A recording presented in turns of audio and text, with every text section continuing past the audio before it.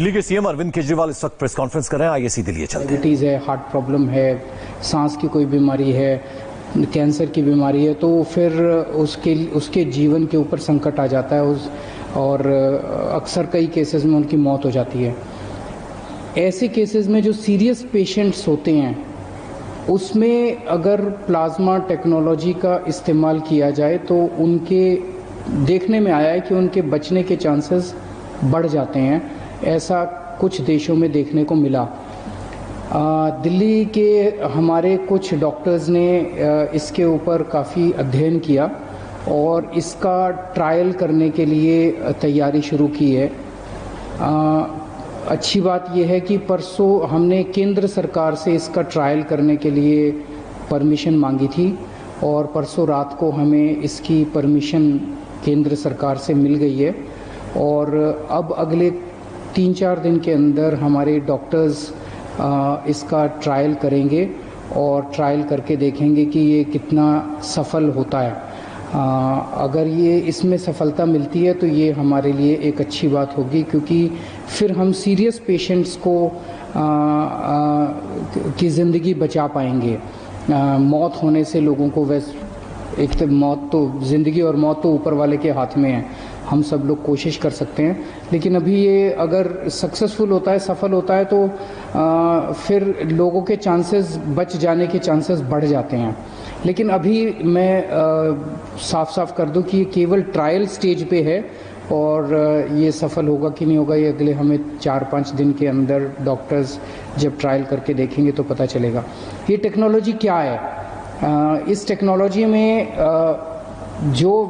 जिस व्यक्ति को कोरोना एक बारी हो जाता है, वो जब ठीक होता है तो उसके शरीर में, उसके खून में एंटीबॉडीज़ डेवलप हो जाते हैं।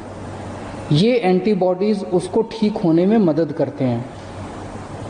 तो ऐसा व्यक्ति जो कोरोना से ठीक हो गया, उससे वो अपना रक्तदान करता है। उससे जैसे हम ब्लड डोनेशन करते हैं, ऐसे ही ठीक हुए कोरोना के व्यक्ति से रक्त लिया जाता है। 1 बोतल खून देता है वो, और उसमें से, उसके खून में से प्लाज्मा निकाला जाता है और वो प्लाज्मा को एनरिच किया जाता है और उस एनरिच्ड प्लाज्मा को किसी दूसरे पेशेंट में इंजेक्ट कर दिया जाता है। उसके पेशेंट में दूसरे पेशेंट में जो भी बीमार है उसमें डाल दिया जाता है। तो उसके नए पेशेंट में वो प्लाज्मा के एंटीबॉडीज़ चले जाते हैं और उसके अंदर ठीक होने वाले एंटीबॉडीज़ डेवलप हो जाते हैं। तो इस तरह से इसको ये टेक्नोलॉजी काम करती है। हम सब लोग प्रार्थना करते हैं कि हमारा ये ट्रायल सक्सेसफुल हो। अगर सक्सेसफुल होता है तो इससे एक उम्मीद बंधेगी। और भी कुछ राज्य, जैसे मुझे पता चला है केरला, महाराष्ट्र वगैरह इसके ऊपर काम कर रहे हैं और मैं उम्मीद करता हूं कि सबके प्रयास इस बारे में सफल हों।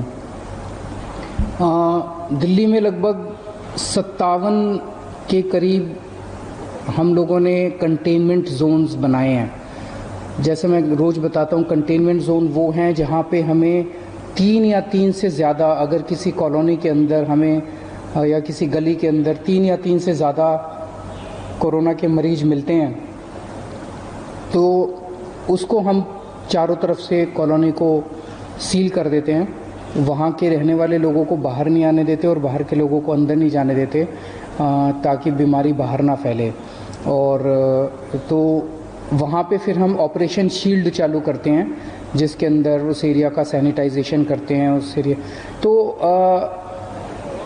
ऐसे कंटेनमेंट जोन्स के अंदर क्या क्या किया जाता है, इस बारे में अभी कई सारी गलतफहमियां हैं। क्योंकि मेरे पास बहुत सारे फ़ोन आते हैं, बहुत सारे मैसेजेस आते हैं और अक्सर मैसेज ये आता है कि सर हमारे एरिया को कंटेनमेंट जोन तो बना दिया, लेकिन अभी तक हमारे यहाँ पे कोई भी सैंपल लेने नहीं आया हमारा। दिल्ली में ताज़ा हालात क्या है, इनके बारे में